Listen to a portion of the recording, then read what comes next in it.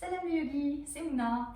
Aujourd'hui, nous allons voir ensemble une posture en particulier. Ça va être la posture du poisson, Matsyasana. Matsyasana est une posture qui vient apporter une belle ouverture de cœur, mais aussi une ouverture et un étirement de toute la face avant de votre cou, d'accord? C'est une posture que souvent vient comme étant une contre-posture de la posture de la chandelle, shoulder stand, Sarvangasana, où on a les jambes vers le haut, et donc où dans la posture de la chandelle, le menton est vers l'intérieur et on a une compression de la nuque, la posture du poisson vient réouvrir un petit peu le tout, donc c'est pour ça qu'on l'appelle une contre-posture, d'accord, pour créer de l'espace là où il y a eu des fermetures.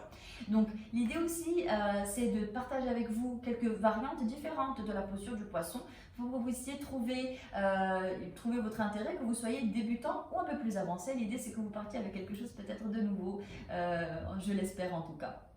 Donc, sans plus tarder, on va d'abord essayer de comprendre et de bien savoir comment est-ce qu'on peut rentrer dans la posture du poisson.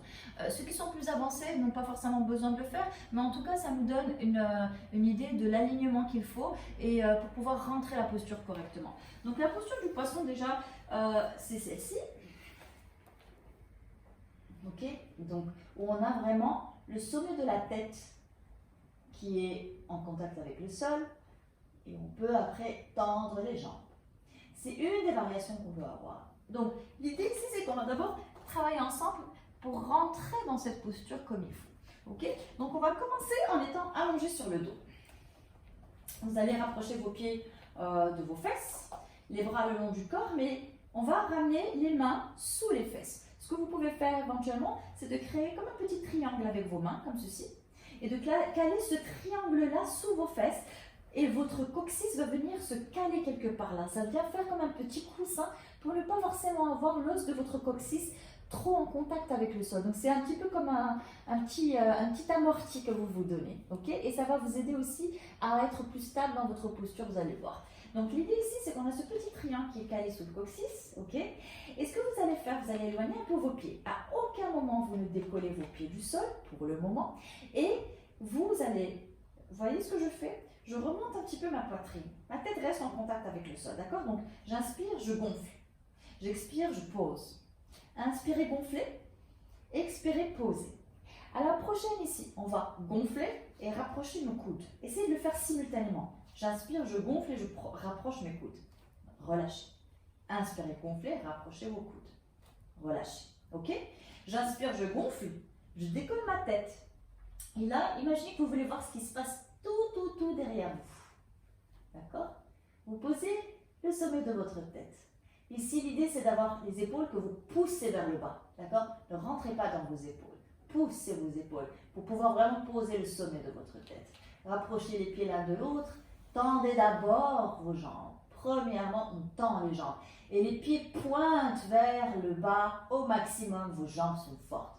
Inspirez là. Si vous êtes à l'aise ici, vous pouvez tendre vos jambes. Vous allez voir que ça va vous donner une ouverture supplémentaire et peut-être la possibilité de ramener un peu plus votre sommet de tête sur le tapis.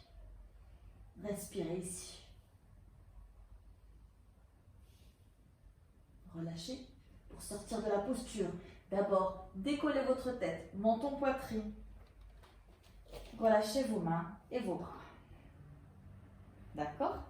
Donc l'idée ici, c'est on va dire la posture un peu classique qui va venir, qui est possible pour des niveaux intermédiaires. Si par exemple vous sentez que vous n'êtes vraiment pas très à l'aise avec votre tête qui part en arrière comme ça aussi, de manière sur un angle aussi important, vous pouvez commencer à travailler votre posture avec un bloc en ramenant le bloc au niveau de vos omoplates. D'accord? Ce qui se passe ici, c'est que du coup, votre tête part en arrière, mais elle n'est pas tellement en arrière. Vous voyez? Donc, c'est déjà vous habituer à voir le crâne qui part un petit peu en décalé par rapport à vos épaules derrière.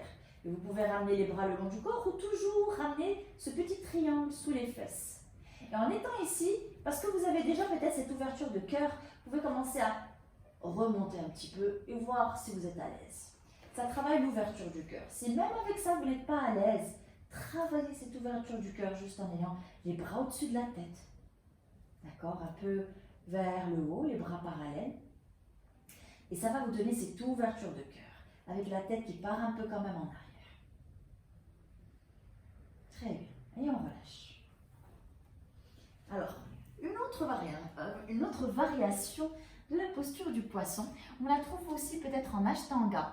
Et c'est une posture, c'est une variante où on n'a pas forcément les mains sous les fesses. Ok? Donc l'idée ici, c'est, encore une fois, pour les niveaux un peu plus avancés, vous avez les bras le long du corps.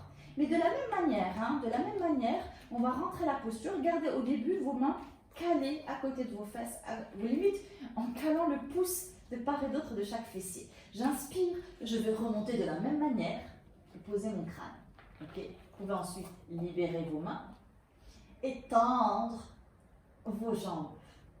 Épaules basses, orientez vos épaules vers le sol. Ouverture du cœur, imaginez que vous ouvrez justement votre cœur.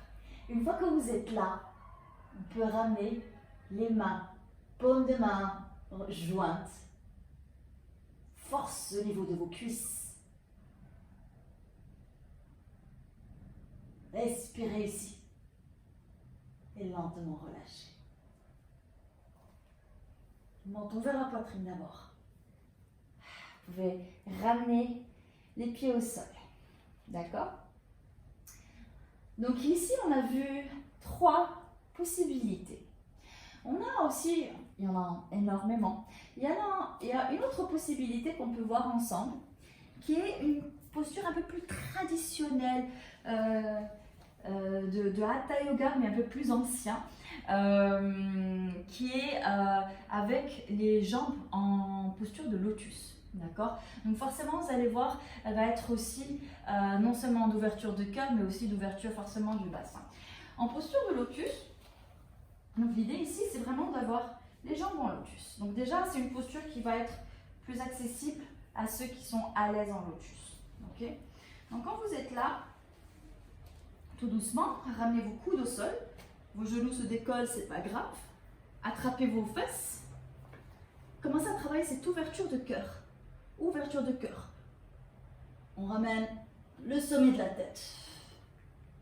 Et ensuite, on peut attraper nos pieds. Une fois que vous attrapez vos pieds, vous pouvez les remonter un peu davantage et orienter vos genoux vers le tapis. Respirez ici. C'est une posture un peu plus intense, aussi bien sur le bas du corps. On a aussi cette tension au niveau des mains, parce qu'on étire pour pouvoir extirper davantage notre poitrine vers le haut.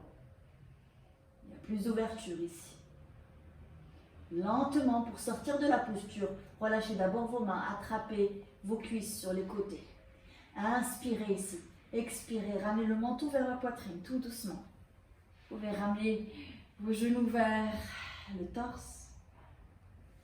Et lentement, vous pouvez relâcher. Genoux vers la poitrine. Et tout doucement, vous pouvez rouler et vous asseoir. Voilà, donc j'espère que vous aurez peut-être au moins une petite variante là, qui vous aura en tout cas donné une approche différente de cette posture. En tout cas, c'est une très belle posture à faire souvent quand on est un peu plus à la fin de notre pratique, où il y a déjà eu une ouverture, il y a eu un travail, et c'est une posture du coup qui vient franchement créer de l'espace et libérer un peu certaines tensions. Ok, donc n'hésitez pas à me laisser vos commentaires, n'hésitez pas aussi à vous abonner pour continuer à avoir les news par rapport à chaque vidéo qui arrive. Namasté.